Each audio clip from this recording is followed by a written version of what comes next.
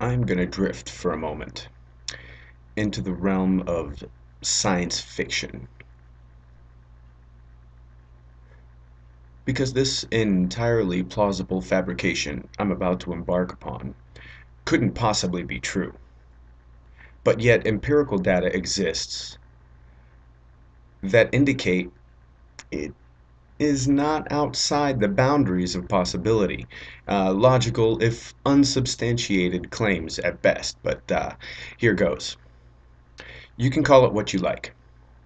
Freemasons, Illuminati, Vatican, or goddamn Mickey Mouse. But what if the secret society, global takeover conspiracy, by whatever name, were in actuality an inescapable reality? No one notices because they have all been born into it and know nothing.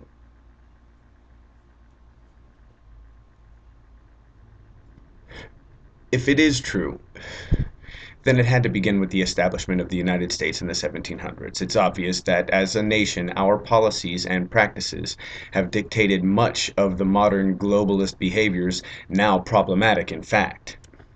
Economic failures and crashes for our blossoming nation were as regular as clockwork throughout much of our history until Glass-Steagall, FDIC, insurance, and other regulations shut off the tap of economic failures.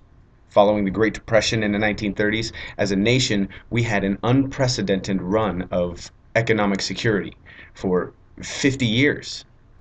That in itself is amazing, and probably why, if my fiction is to follow its timeline, this is when our secret society bounced back into action, moving money around and putting its politicians here and killing that person over there, handing microphones to some and gags out to most, all in an effort to affect popular opinion in such a way as to create something like President Reagan, who decided for everyone that banks were smarter than the government. In essence, he did what he was told and began breaking down the wall of financial regulation in America while hollering at Gorbachev to tear down his own wall. That created sort of a, well, I'm not really created, but it's an illustration of kind of a disturbing trend of distraction copied by any misbehaving president, really. And since the 1980s, there has been a systematic degeneration of banker regulation until it has all but disappeared. I mean, where are we now as far as banker regulation is concerned? When our secret society encountered a roadblock on its path to domination, it simply lobbied successfully, in most cases, to have it removed.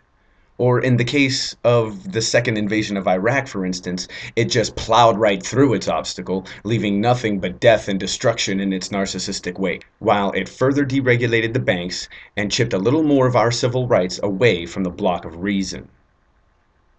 And now this beast that is the police state has reared its ugly head.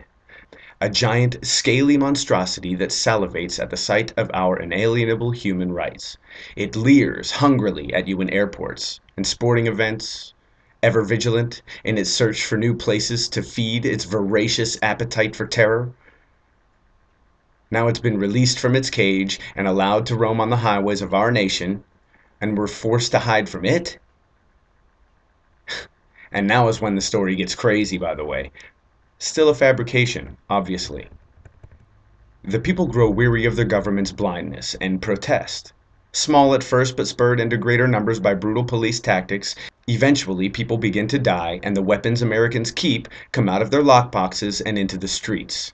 Now, this is where my imagination crosses the line. I cannot elaborate on violence in good conscience, but remember, this is nothing but a fiction, right?